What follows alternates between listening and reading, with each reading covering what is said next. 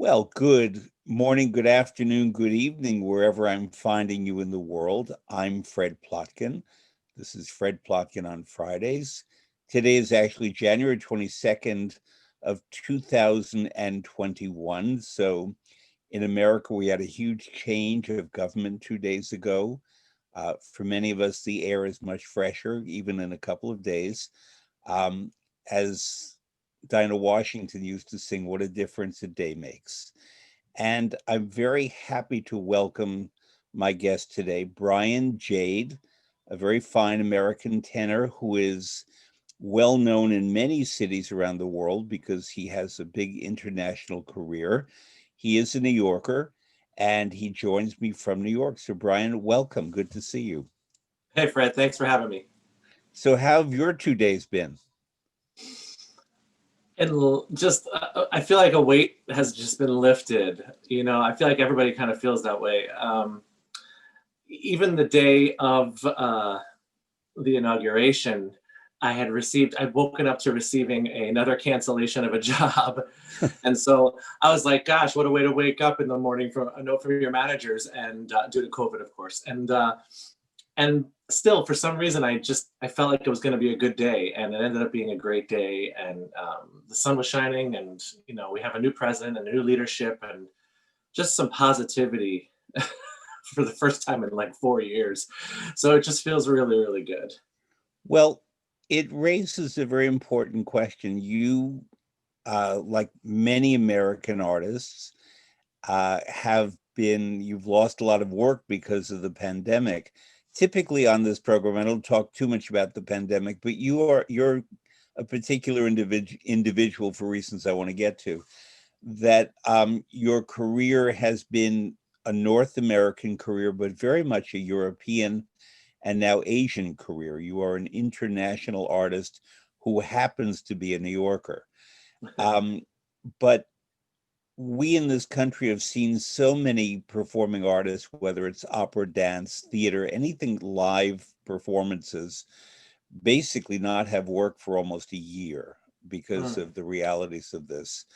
Um, I think one of the most important things that a new Biden administration can do is really improve and fix or create a distribution system for vaccines, because yes, it was a big success if the vaccine is valid and functioning to create such a thing, but the rollout has been awful. And Oh, yeah. millions of Americans are waiting for their shots and can't get them. And many states don't have the ability to administer the shots. So they're being spoiled, and it's just kind of a catastrophe. And I too work in theaters and public assembly, and I'm not a singer, but I'm before audiences all the time. Mhm. And it has meant that most of my work is gone because people cannot get together in a room with me if they don't feel safe. Right. And many people will not feel safe once they have the vaccine. I understand that. And there are precautions that we will continue to have to take, I believe, for years.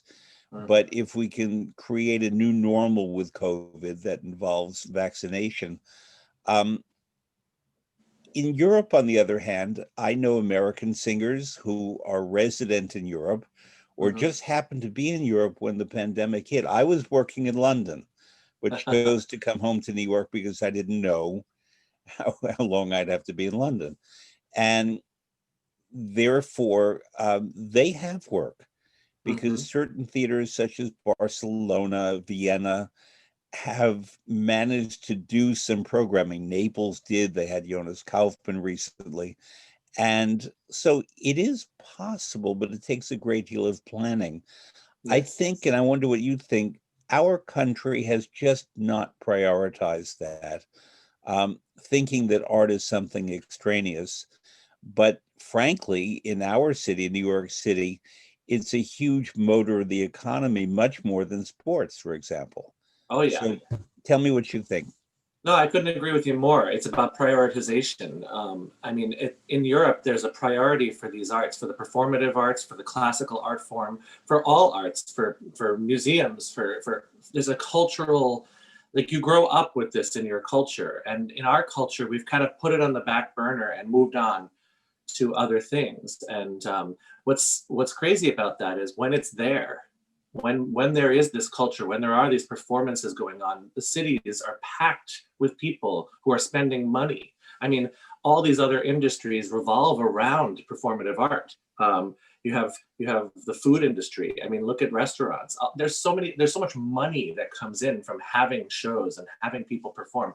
But there's also the other side of it too. There's the part that it gives you something.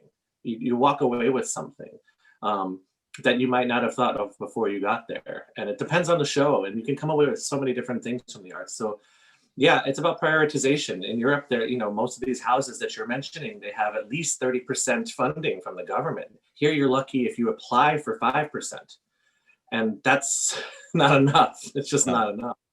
It's just obvious that it's so fundamental to the soul of a human being that to have art in your life. And for some reason, we've lost that in our prioritization in this society. By the way, if listeners hear a drill, welcome to New York City, where people are building and fixing things all the time. And I apologize for that, but it's not in my apartment. Mine either. It's somewhere near. So I know that you, a few months ago, I believe October, and correct me if I'm wrong, you went to China Yeah, to make a recording. Yeah. So it was in November, December. Because in October, I had been in Vienna for a very short period of time until they closed down again. I had gotten to do 2 of my performances of Cavalleria before leaving because of COVID, of course.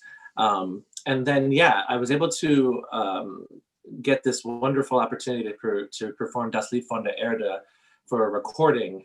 By Mahler.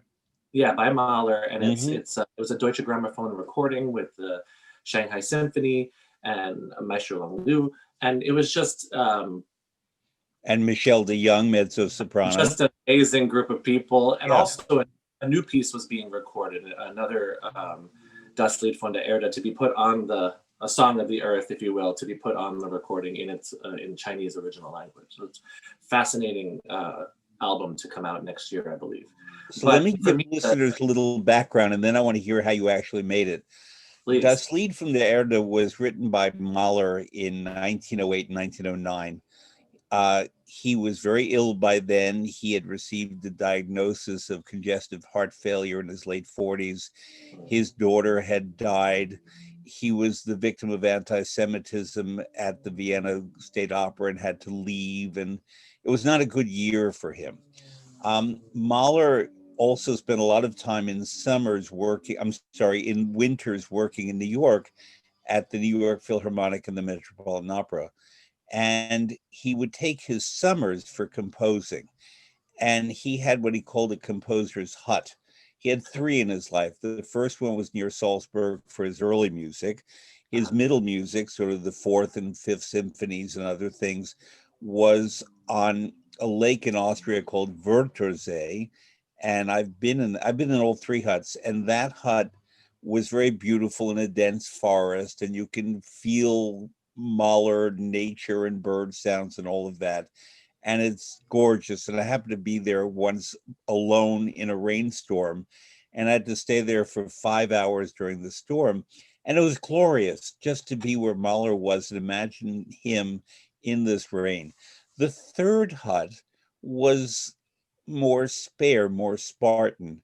And it was in a town called Toblach, Toblach, which was then part of the Austro-Hungarian Empire, but now is part of Italy and is known as Dobbiaco, Dobbiaco. And I've been to that hut. The Italians respect it, but it has not been given the distinction that the 2 other huts got. And therefore, there's a zoo nearby. And you hear these animal sounds. Sometimes you'll suddenly hear a monkey call out or an elephant, make a noise or whatever. But not an elephant, it's a small zoo, but it's different. But it's very high in the mountains, and the view is gorgeous. And you hear nature. And Mahler went to these huts to remove himself from the world, as one of his songs would have it. I've left the world behind me. And he wrote Das Lied von der Erde in this particular hut. Hmm. And it's based on Chinese poetry. And there had been a book that was published in German that was a translation of various ancient Chinese poems that became all the rage in 1908, 1907, 1908. And Mahler was inspired by this music, by the words to create music, but he was also very superstitious because he had written 8 symphonies, and he did not want this to be the ninth symphony because there was the belief that you can't pass Beethoven. So he then called this the Song of the Earth, Das Lied von der Erde, and then wrote a ninth symphony and began a 10th, and he died. So the Mahler Ninth is an extraordinary symphony, but Leonard Bernstein said that the greatest Mahler symphony is this one, Das Lied von der Erde, though technically not called a symphony.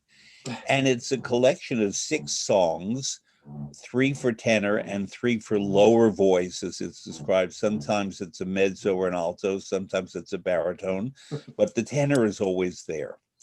And it's glorious, if I would imagine very difficult music for tenor.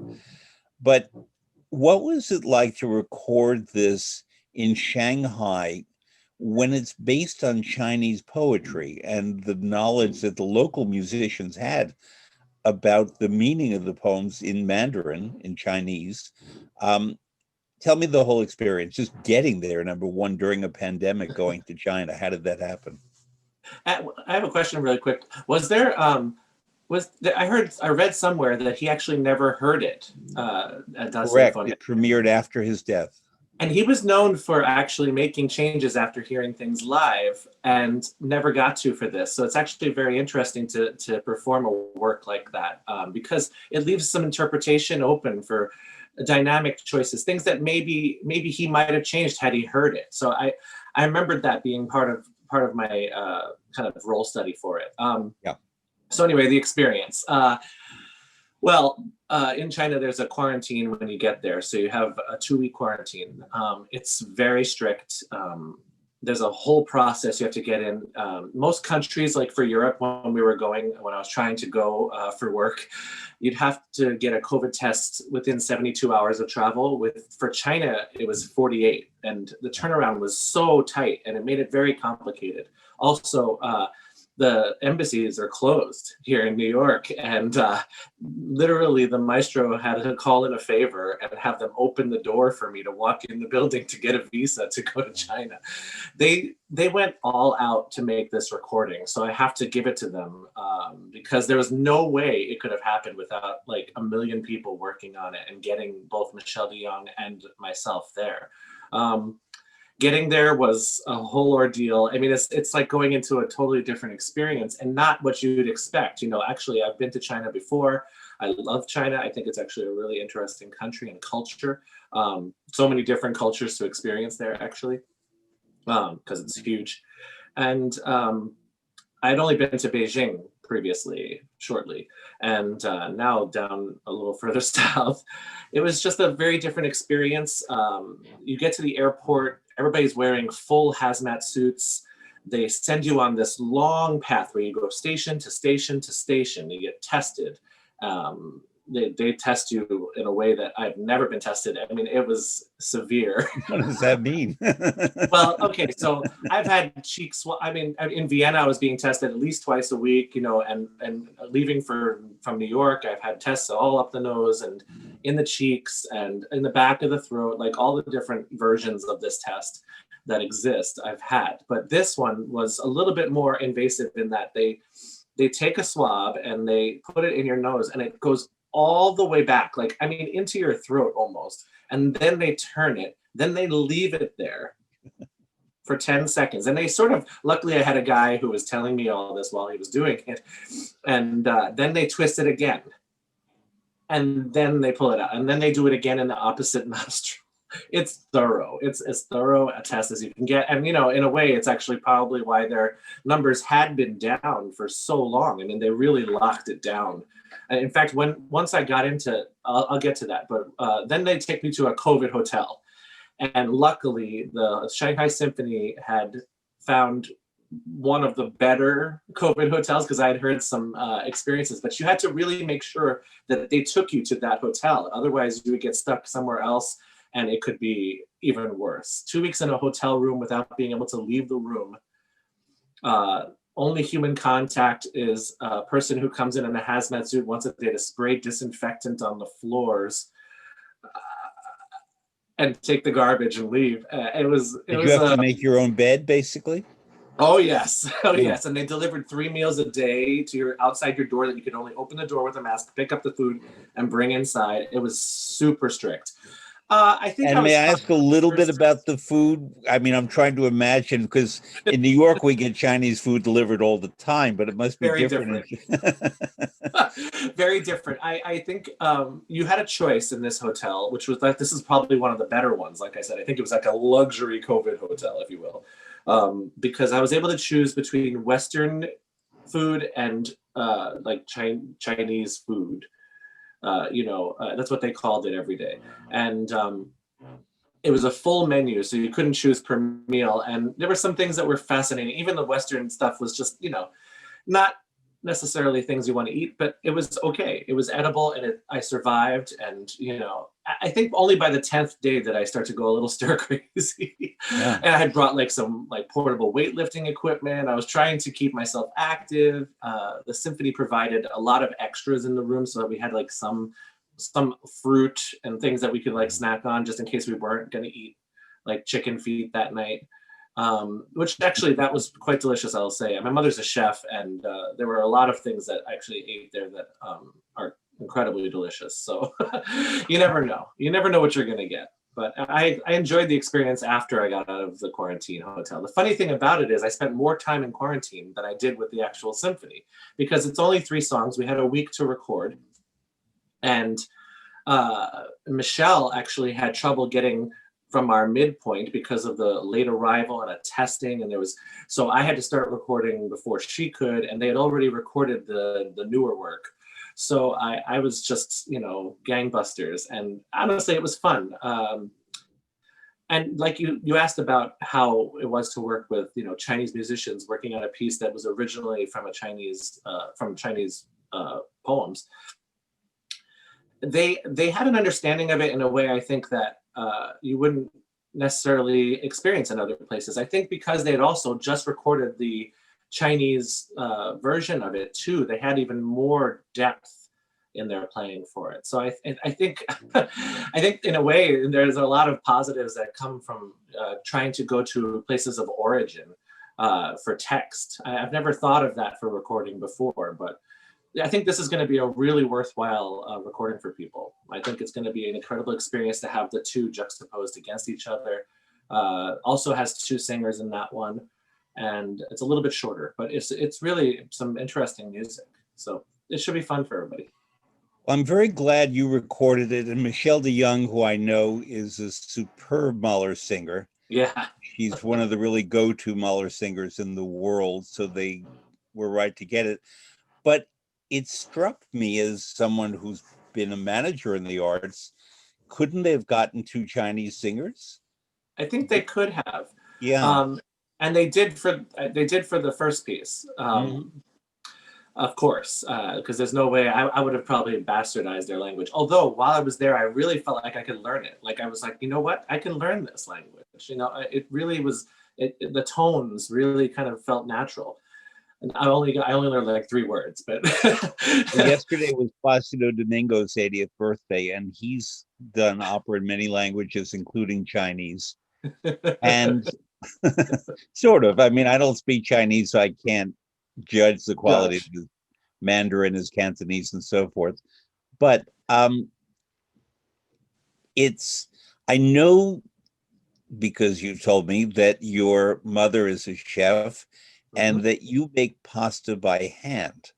And I just started learning that. I make pasta by hand. I wrote a pasta cookbook when I worked at the Metropolitan Opera. I know. And the question is, how are the noodles in China? Oh, exceptional. Um, Very light. You know, I think that's something that you find in cuisine. Actually, even a chef friend here, Andrew Carmelini, who owns like tons of restaurants in the city of New York. And I remember when first had his pasta when I was working for him at a little restaurant called Voce, which now has like 2 restaurants and he's not really associated with. But the pasta was super light and it made you feel like you hadn't eaten like a giant amount of pasta and more about the flavor. And I think that's what pasta actually is supposed to be like. It's not supposed to be this really thick, heavy thing that makes you feel awful after you eat it. You know, and so I found that heritage comes from somewhere, right? And we all know that, you know, the origin of pasta really is from a Chinese culture, basically. Well, I would dispute that. It comes, I know, I understand that, but the point is it was so light. And in fact, I had something called soup dumplings, which are like, you know, one of the more famous things, and it was In Shanghai or unbelievably, yeah. unbelievably good. Just light and full of flavor. I mean, it was just an exceptional meal. So really, the best thing I could say about it is you don't feel like you're eating like a bowl of pasta when you eat pasta there. So. Let's talk about this connection between food and performers. And I don't mean the typical stuff such as my friend Luciano loving to eat and being fat, not that stuff. But frankly, the fact that many people, when they're starting out in the arts and trying to work in restaurants, at least in the United States, because in Europe, often being a waiter or a chef is a full-time profession, and you could be a waiter for 40 years. But in the United States, it's often the job you do until you get the job you want, singing opera. And I've known many opera singers who have worked in restaurants in one form or another. And frankly, with the pandemic, where most of our restaurants are shut, that has been the devastating thing, is that the normal source of income for people in the arts has been denied to them. But you worked in restaurants for a long time, I'm guessing not just because you were starting your opera career, which is now a very full, busy opera career, but because your mom is a professional chef. Yes, yes. No, Talk I mean, about growing up in the food world, as I did. I mean, my mom decided so randomly. I was like 7 years old, and before that, we had eaten basic, you know, very decent food, but nothing that my mother was like calling herself a chef. And then all of a sudden, she just started making new food, and she was watching, you know, the TV shows at the time, like The Frugal Gourmet, or, you know, early stuff, early, and Julia Child, and just she would take those recipes and try them at night for us. So like every night we were getting like this different meal, and I really learned from an early age to try everything. I mean, I was lucky to have one person in our family who had any real money, and it was my grandfather on my father's side, and he was able to once in a while like take us to really fancy restaurants, and it was like once a year, if we were lucky, we'd get to go with the adults. And so from a very young age, my sister and I, we were experiencing food in a way that most kids, I don't think, get to. And so then my mom becomes a chef, and she goes to culinary school at a local college in Rockland and gets basic training, and then jumps right in. And her experience was in the kitchen itself. I mean, she had to work under some really awful chefs, abusive and, you know, sexist, of course. And but she was really dedicated and really understood a profile of what goes together. And so when we were kids, my sister had less interest in that, but I would always watch her cook. I think it's because it's an art. There's something in it that is full of art, and I think I was drawn to that, just the process of it and the way it turns out afterwards because of all the steps you take. And so I was fascinated with that. So I learned how to cook from a very young age, actually. I was always very interested in it. I remember one time I decided to cook my parents like an anniversary meal.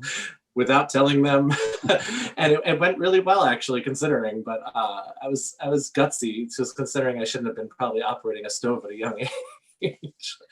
But no, I grew up with it, and so it was in my blood. And my first job that was not like raking leaves and shoveling driveways and other extracurricular ways of finding extra cash as a young kid was bussing tables in a restaurant in my local town. And going to school and doing that. And then I worked my way all the way through different levels of waiting tables until I was a captain in some of the best restaurants in New York at one point. I mean, I worked at Gotham Bar and Grill. I worked at the Red Eye Grill right across on Carnegie. In fact, I actually almost served Tom Hampson one time, but I told them I didn't want to because I want to sing with that guy someday, I said. And I did luckily sing with that guy someday, but I did meet him. I know that. It was funny. Well, you mentioned these restaurants. I'm certain then that you probably serve me. Because it's possible. I have this dual life. Opera and the arts are my first life, but I too have worked in food for a long time, writing cookbooks, number one, but as a restaurant consultant, number two. And I've written a food travel guide to Italy. And therefore, I often go to restaurants. And when people say to me, why do you speak such good Italian? My answer is because I work in opera. And then they immediately, which is true, but then they immediately assume that I don't have any food knowledge or I'm not making notes for a book or whatever, or often being the taster hired by the restaurant to evaluate the quality of the food and the service. Yeah.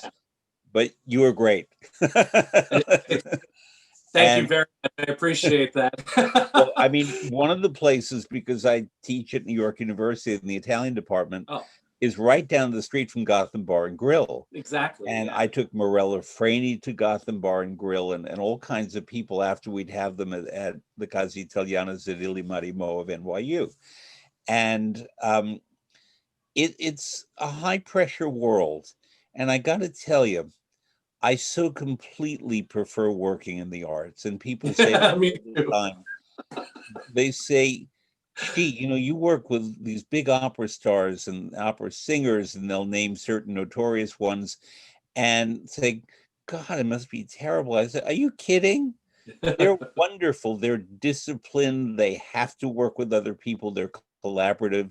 They're intelligent. They speak many languages. They have an artistic sensibility. Compare that to a chef who is an autocrat, who's been cooking since the age of 12 and thinking and washing dishes and rising all the way up and thinking that he's God's gift to food. And they often treat, especially male chefs of a certain generation, treat the staff terribly.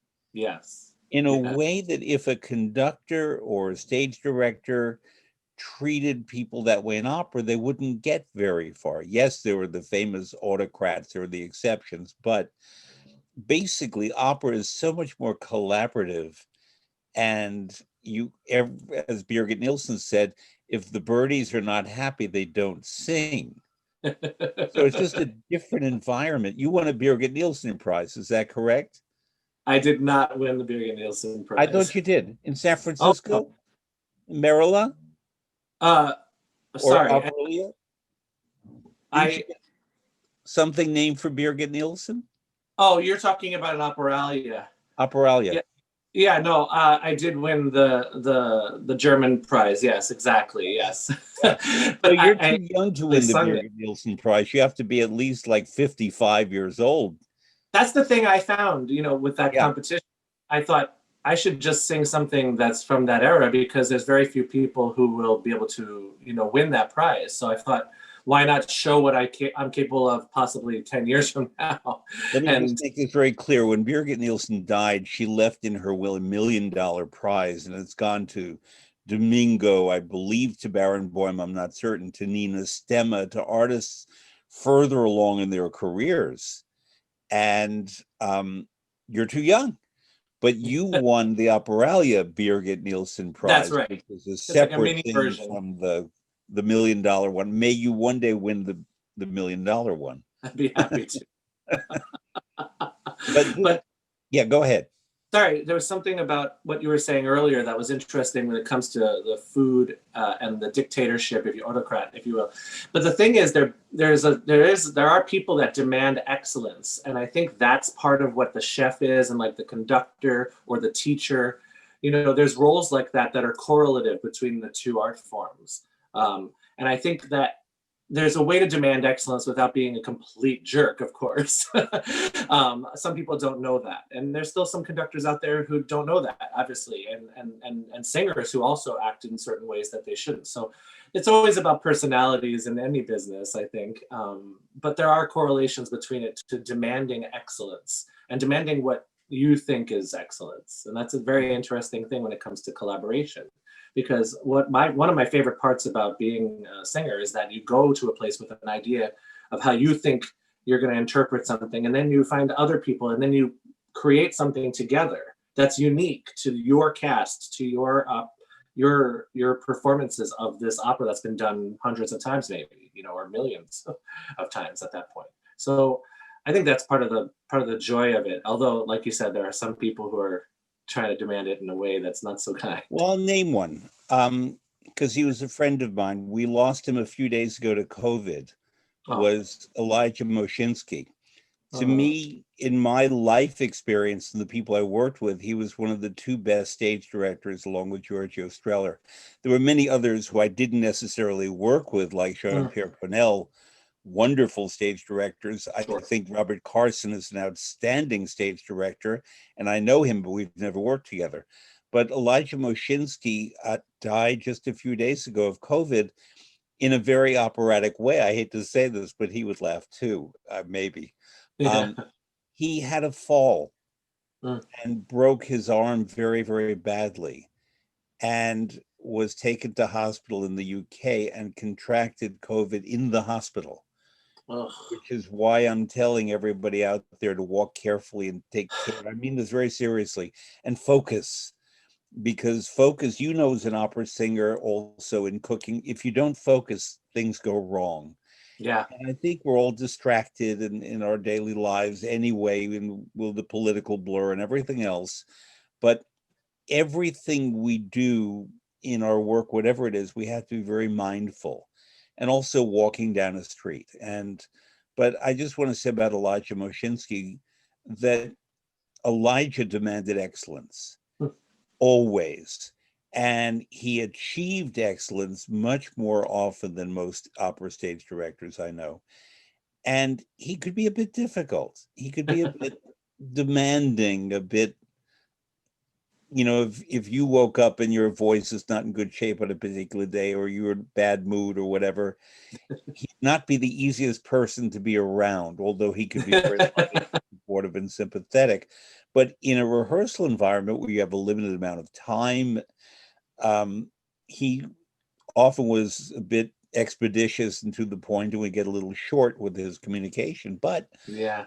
the results were terrific, and after the fact, he was always very acknowledging of the people who did their great work. But excellence is, I don't believe in mediocrity. I do know that perfection is often the enemy of the good or the great or whatever. My philosophy, and I'd like to know yours, is that I aspire to perfection, but I seldom achieve it.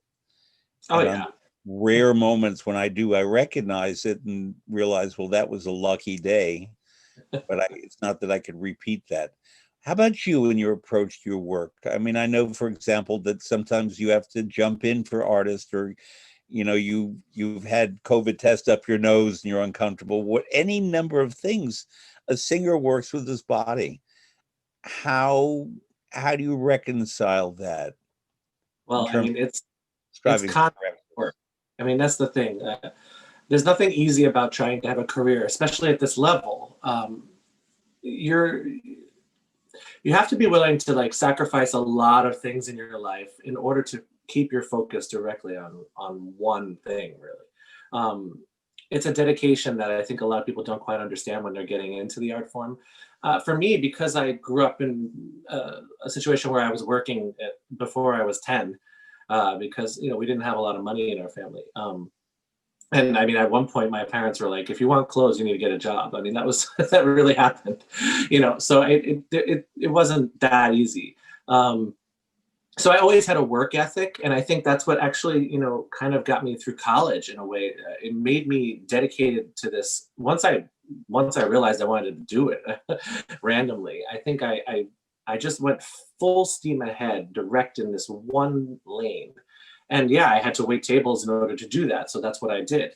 And I had experience in it. So at least I knew I could do it, you know.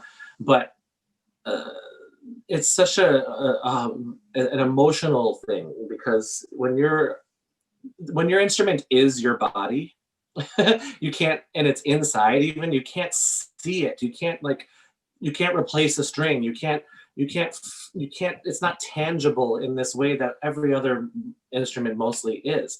And I think that internal part of the instrument, plus the fact that we're human beings and we're fallible, and, you know, we're not robots. If we were, it wouldn't be exciting anyway, right?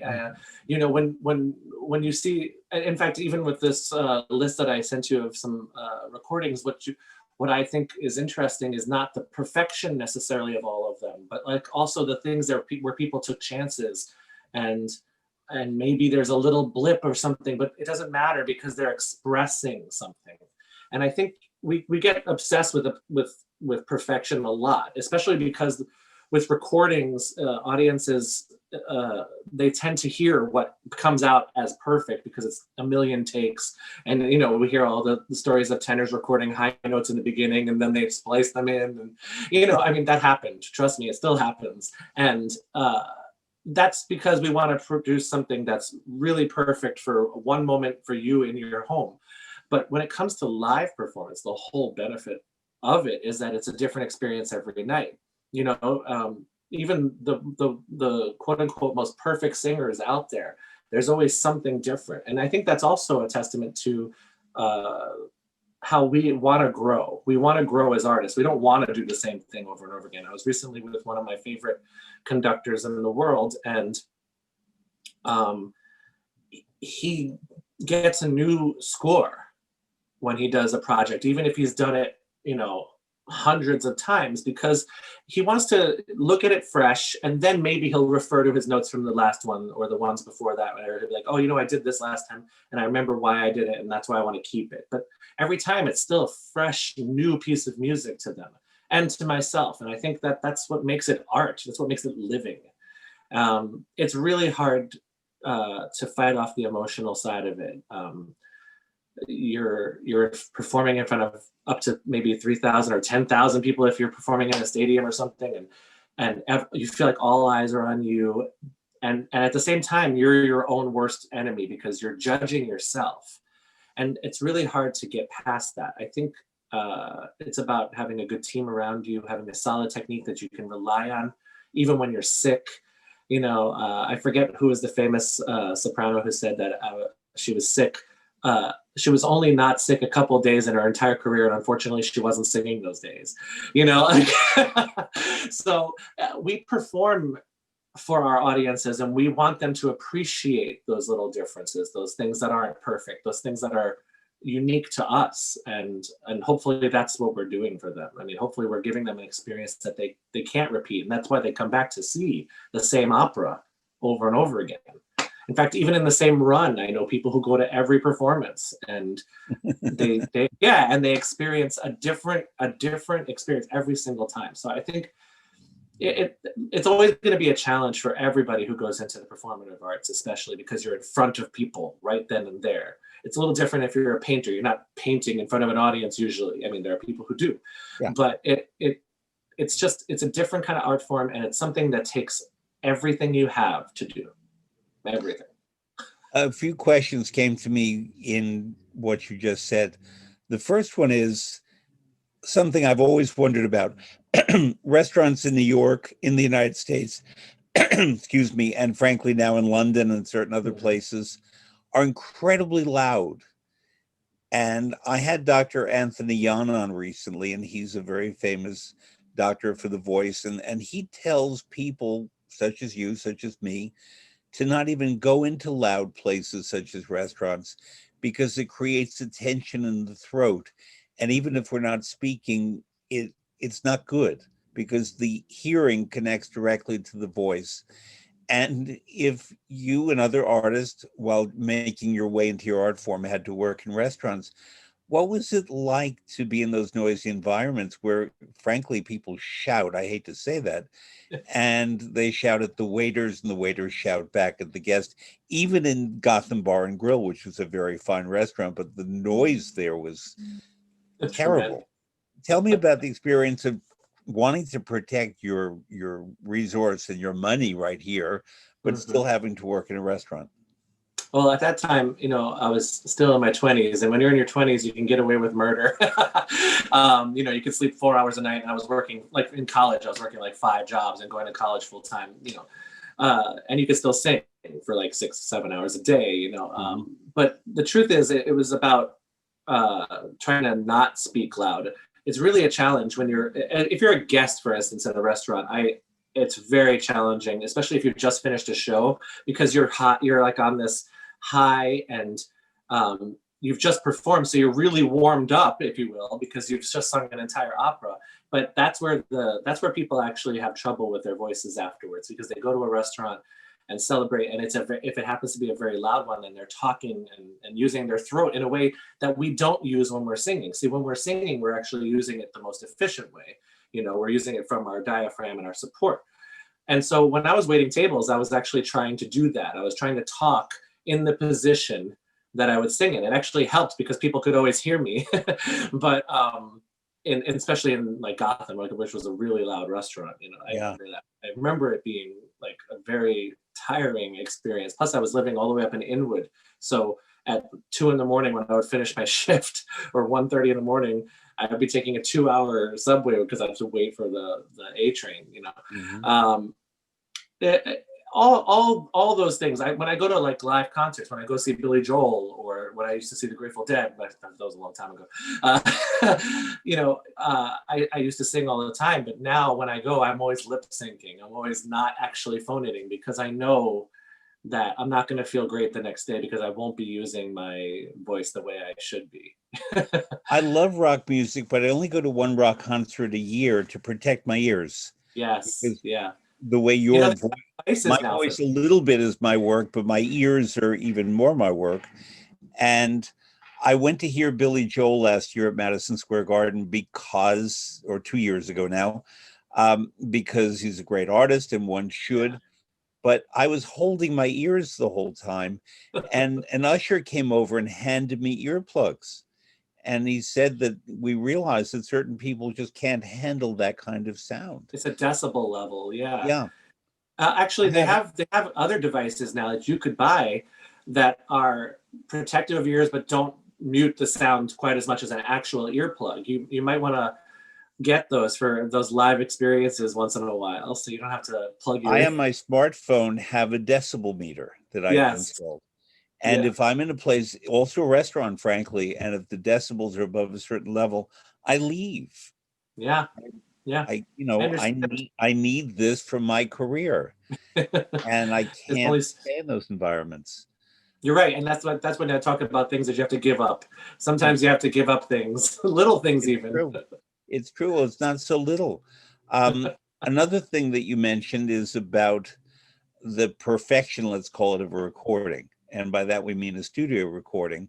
I had the honor of being a friend and colleague of Luciano Pavarotti for 29 years.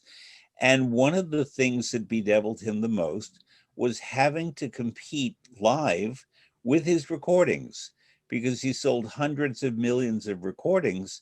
And people would say, Sing Nessun Dorma, the way he sang it out of recording, say in 1981. And then this would be 1994 live. You Yeah, can't do it's not. that. No. And we shouldn't expect people to do that. And this leads me to a different question. Many recordings now are recorded live in performances, which I think is an interesting in between. How do you feel about that? It it adds an extra added pressure to the recording too. I think because the thing is, when you're recording just for the album, there's a focus that you can put into, it's more of an internal focus. You're not trying to perform for an audience, because when there's an audience there, you become active in your body in ways that are harder to sing, frankly, in general. Just any activity we do, obviously we all walk on stage and sing, but that's any type of things that we add to our mechanism, challenges like that. Those are the things that make it harder for us to do our job. So when you're standing still and there's a microphone and then there are all these other mics and there's an orchestra, it's just you and the orchestra, and you can really put a different type of focus in it. For instance, my first couple of recordings that I did in 2019 were done at the same time, and that also made it challenging to record 2 full operas in one night, back to back, in an order that maybe you wouldn't want to do it because of the weight of the voice in different pieces. And I imagine these were big roles. You were not singing a little. I was singing Turiddu in Cavalleria Rusticana. Before that, I was singing Luigi in Tabarro. Wow. That's a double bill that's not done very often, especially in that order. For me, I would have preferred to start with Cavalleria and then go to Tabarro. And they became 2 separate recordings, but nobody knows that, right? Because I was there, I did it. Recordings today are also underfunded, right? So everything's a little bit truncated, and it's because they're not making as much money, of course. I mean, back when Pavarotti was recording, they could make money off of it, even the soloist did. But now it's more for posterity, and it has a press factor involved in it, of course, because it gets you out there in the public eye. And it's an amazing experience to make a recording, but it is a challenge, and it becomes more and more challenging the less of a budget you have. So Luigi is a very particular role. I don't get to talk to tenors too much about Luigi. This is the first opera Il Tabarro of Puccini's Trittico, the triptych with Suor Angelica and the famous Gianni Schicchi. My favorite of the 3 happens to be Suor Angelica, which may be my favorite Puccini opera, period. But Il Tabarro is undervalued, and I think it's a wonderful opera set on a barge in the Seine River. And Giorgetta is in love with Luigi, but she's married, I forget the guy's name, to her baritone, Michele, her baritone husband. There's a requirement to the role of Luigi that's very particular. He can't be very tall. And I don't know your height. What is? I'm 6'2". You're 6'2". Okay. 6'2" is, almost not quite 2 meters, but getting there. You're a tall man. Yeah. And the reason is that Luigi has to be killed by Michele, and Michele has to be bigger than Luigi and cover him in a cloak, because Il Tabarro in Italian means the cloak. The cloak. And basically he's surrounded in the cloak and murdered, so that you would have to have a Michele who would be the height of Marty Talvola or James Morris or someone like that to be able to do that. You've sung the role live, yes? No, I never got the chance to. Okay.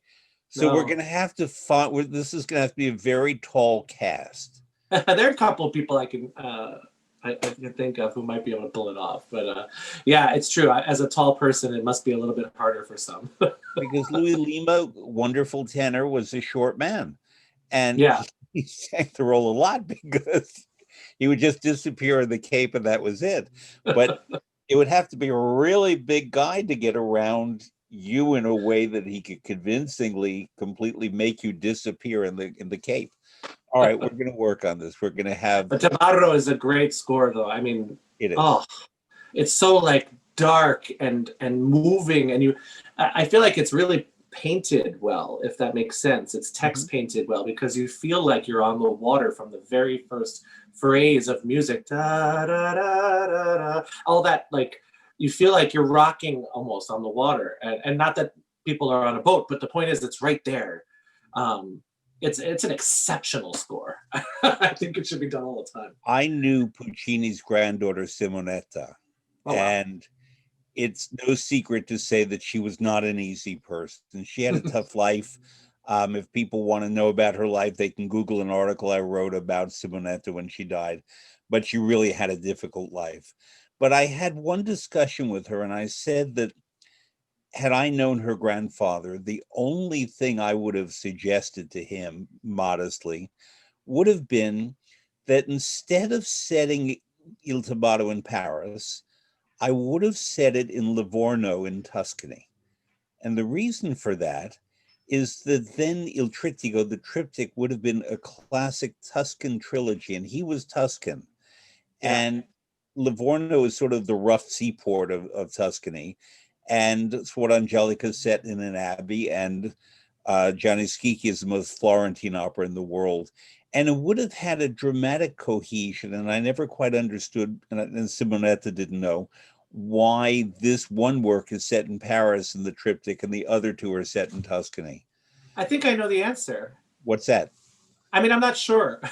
You're more of an expert than I am, but I remember that the Tritico wasn't supposed to be a Tritico to begin with, because wasn't Tabarro supposed to be with like Le Villi or? Yes.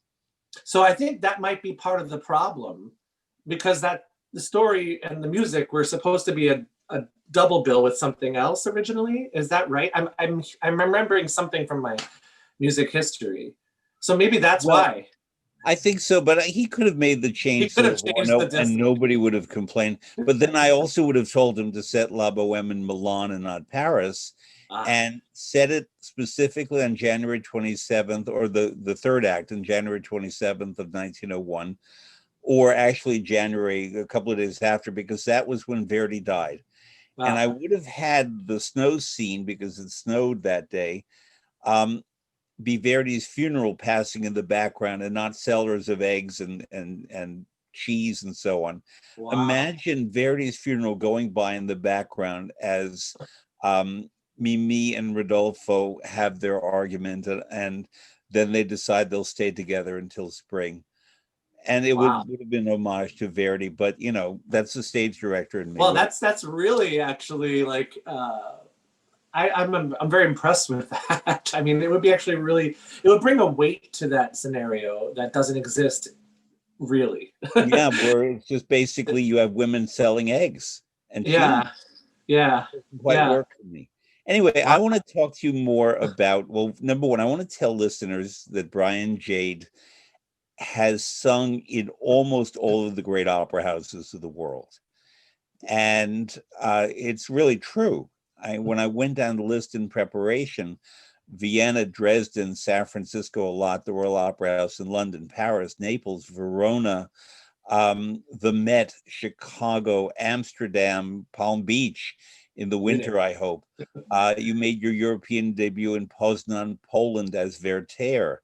I saw you in one of my operas that I think is less appreciated than it should be, Arabella, as Elimer, and with Maren Bistrom and Mikhail Vola making his debut as Mandrika.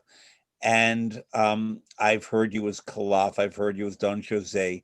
You sing the repertory that is sometimes called spinto drammatico. I don't go in much for categorization of voices and roles. Spinto comes from the Italian word spingere, to push. And that to me is a bad concept for discussing singing, I don't use the term spinto. And like all of my guests, you gave me a list of selections from the Adagio catalog of performances that inspire you, and it will be linked to this page. It was interesting to me that you picked a recording. We all love Leontyne Price, and if we don't, I don't want to talk to those people. But you picked Es gibt ein Reich from Ariadne of Naxos rather than a customary Italian role. It's a wonderful performance, but a lot of it's sung in a lower register than we're used to hearing Leontyne Price. Why did you pick that? There's something about the color of her voice in that music that just, it provides a voluptuousness to it that I feel like was almost rare in recordings of that piece.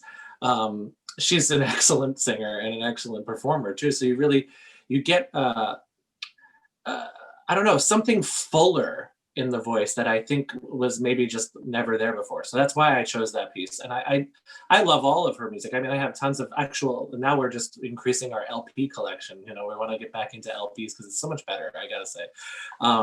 And the way they recorded even back then was way better too, frankly. It was analog, and there was more range for the voice, I think. Nowadays, there's a little bit of a limiter, I feel like, when I hear modern recordings sometimes. It's Yeah, recorded compression, yeah. and it doesn't work for the overtones so much in the voice. I think that's kind of a problem. We should maybe revert to the old way, actually. But there's just something, I think I can't describe it any other way, but just voluptuous fullness and richness. It's an exceptional recording, actually. And similarly, you picked Jesse Norman singing the Liebestod from Tristan and Isolde. And I would say that the adjectives you just used about Price, in that we would apply to Jesse Norman. Yeah. In the Liebestod, the richness and the fullness, in addition to the high notes. I would have said and exactly. A tenor who you really highlighted on your list is Giuseppe Giacomini, who you gave me 3 different selections from Giuseppe Giacomini. Just quickly, I'll tell listeners he was born in 1940 near Padova, Padua in Italy, and is still with us, thankfully, and sang, I would call them lirico, spinto, drammatico, pesante, a whole range of styles, and has a deeper aspect to his voice in addition to the tenor notes. Why Giuseppe Giacomini? A lot of reasons. First of all, I was introduced to Giacomini from my teacher because my teacher studied with Fontana, who had part of the technique of Giacomini as, well, actually the technique of Giacomini as the basis of the technique. So that's what my teacher teaches. So he played that for me early on, just to say, just so you know, this person is doing what I'm teaching, you know? And it was fascinating. And when I heard that voice, I had never heard a tenor with such depth. And ring, the thing that you don't get in the recordings is, I think, and I've heard a few, there's very few recordings, especially live ones that are out there on YouTube and whatnot, where you get a little bit of that trumpety sound that he actually had live. You don't really hear that in the recordings. It mostly picks up that dark scuro sound. And of course, then as he developed and got older, and he was still singing until he had a stroke in like 70 something, I think. Yeah. He would still be singing today, I think, because his technique lasted. The voice developed and he got older, of course, and there's a little more distance between the vibrato. But in general, the legato is what I always fall back on for him. His legato is seamless to me. It just feels like note, note, note, note all the time. And it's brilliant. And also that color of the voice really just, it drives the energy up, in my opinion. It makes it more exciting when that high note comes, because you're like, wow, that guy can also sing this. So all of his recordings are on my list all over the world. Whatever I can find of him, I'm obsessed with him. Did you ever meet him? I didn't, and I want to. I still want to, even though it would be obviously much of a challenge for him. So maybe someday I'll get to. I actually got to work with him. One of my things listening to him do is the Giordano. Andrea Chenier? Chenier. Yeah, he was a fabulous Chenier. Yay! Oh my God. He was a fantastic Chenier. I got to work with him a fair amount when I worked at the Met, because I'm going to create a term if it doesn't exist already. Divas who know. And divas who know wanted Giuseppe Giacomini because he sounded great. He was a great colleague. So although his career at the Met was not that long, it was very fine. And among the divas who do, he began with Martina Arroyo. He sang with Grace Bumbry. He sang with Renata Scotto. And he sang very famously with Leontine Price in La Forza del Destino. She wound down her career in a very deliberate way at the Met and sang 3 Forzas and then I think 3 or 4 Aidas, and that was it. And so he understood the import of Price's beginning to withdraw from the scene. And she said to me that, you know, this is the person I want to sing with me when I do La Forza. And he was quite something. He was, I think it's interesting, he's an Italian. Italians tend to be physically stylish and so on. You could be handsome or not handsome, that doesn't matter, but have a certain look about you. He doesn't. He was very nearsighted, I think, and he wore very thick glasses and not on the stage, therefore. And therefore his stage acting related to someone who couldn't, frankly, see that far. But if we see video of him in concerts, he's wearing these very thick glasses, which is fine. But he did nothing, frankly, to cultivate his image, and relied on his singing and his musicianship and his voice. And therefore, divas who know and conductors who know would want a Giuseppe Giacomini. And it was a thrill to hear him. This was at a time when we had Domingo Pavarotti, Krauss, Guetta, Carreras, Vickers. We had all those people singing for us all the time, and more, McCracken. And he was among them and had a very important career, but I don't think he did anything to sort of move it forward promotionally, and no one did that for him. No. But divas who know and tenors who know understood Giuseppe Giacomini. You also have on your list Dolores Zajic, Luciano Pavarotti, Richard Tucker, Robert Merrill, and Enrico Caruso. I want to ask you about the Caruso. What struck me about the recordings that you picked is that some of them were slower. The performances were slower than we hear nowadays. And not just because it was Caruso, but the Es gibt ein Reich that Price sang was slower. Really Is slow. that a preference of yours? I think it's about the voice you're working with, really. So for me, it's tempos can be relative, especially if they're not specifically marked, you know. That's one of the challenges you have when you're meeting a new conductor and you're trying to create something and they have an idea in their head before they've actually heard you sing. It's about the voice in front of you. So when you have someone like Price, at that point in her career, especially, I think it made sense to give her the time to do what she does best. And I think it's proven by that recording. It works. It's not boring. And that there's something, and I think that's what interpretation is. That's what we do. We interpret other people's works of art. For history, for the whole history of this field, there's been interpretation. It's not just the score. We're always talking nowadays about what does the score say? What does the score say? But a part of our jobs is to interpret and to make it our own, to do what we do best within the framework of a score. So I think that there's a kind of a give and take when it comes to this art form, which makes it kind of fun. In that situation, it's very slow. But also with the Caruso, I think the reason why I put that on there is because when I listen to Caruso, I hear the simplicity of singing. And I always try and think of that because we get in our heads as singers, we're always trying to find what makes our voice more efficient, better lined up from top to bottom, the way that makes it sound like one voice for the audience and doesn't tax us. That's the whole point. Like if it's taxing you, it's probably something wrong most of the time. There, obviously you get tired. It's a physical activity. It's not like you ask a football player after a game, are you not tired now? Of course they're tired. They're physically sore. We're doing the same thing up there. We're working out and we're using our bodies in ways that most people don't understand to create this sound from a place down here, not really here. But if you are tired here early on in a sing, usually is a sign that something's not going well. When I listen to Caruso, especially those recordings obviously are mid to late career of his because he had already been singing. That was 1904, that recording. I checked. And he had been singing and he died in 23 or 24, 22, 23, 24. So he had a way to go. Yeah, but it was he had been singing for many years. It was only because the age of recording came kind of into his career already, right? But I think that this one, what it does is it have, especially this piece, you know, if you can sing Una furtiva lagrima, yeah. If you can sing that piece, you can sing a lot of pieces as a tenor. It's actually a solid test in vocal technique. It starts right off in the passaggio. And then, you know, you have to be able to ride that line. And if you can do that, I mean, I think that you can sing a lot of pieces as a tenor. So when you hear him, you hear the simplicity of singing, what it started as.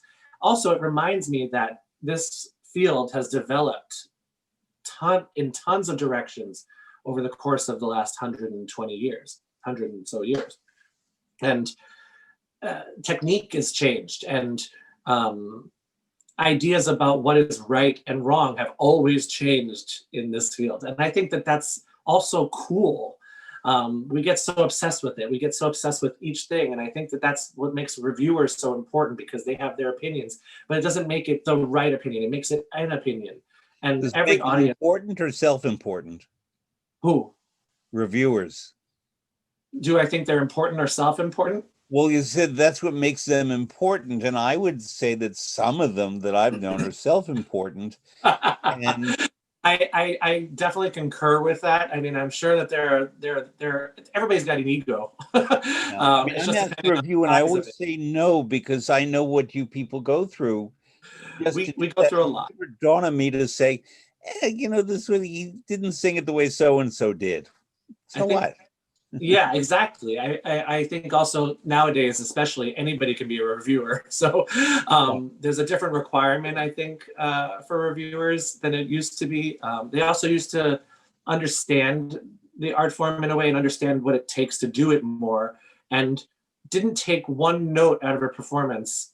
They took the whole performance and Yeah. they took the whole experience and then reviewed it in that way. And I think that's what brought people to opera. And there are reviewers out there who probably are focusing on one thing, and like you said, saying that they don't sound like this person or that person. And it doesn't, that's the only problem with that, is it's not going to bring more people to opera houses to see opera. You can write a review and it can be horrible for a certain artist and whatever, and that's totally fine. Sometimes we have bad nights. I've had one myself plenty of times, but we're still human beings. We're still up there trying to give something to people, Yeah. and people forget that that's what we're doing. We're gifting. We're trying to gift something to people that, while they paid for it to the house and whatnot, we're providing them with something in the soul. And I think that if you keep that in mind as a reviewer, it always makes you a better reviewer. Well, I didn't want to end on reviewers. I know you have to go. I want to add one more thing about the Caruso performance. I don't think you would get a good review nowadays because it has an emotional throb. And I think that emotion, which in him was genuine, is considered too hot now, too over the top. Whereas I believe in emotion. Yeah. I thrive on emotion. It's the driver of what I do, along, I hope, with some intellect. But if you don't have the emotional core to draw on, and I know you do, without knowing you terribly well, but I know from your performances, I feel it when I hear you perform, that you draw from a lot. And it was in Hernani that I think Elvira, the character, says, ogni cor serve un mistero, every heart harbors a mystery. And it's Yeah. important that artists keep their mystery, but on the other hand, that they use it to create their art. And I would love to keep talking to you, but I know you have to go because you're a busy artist. So therefore, I want listeners, viewers to meet Brian Jagde, and his recordings too are on IDAGIO.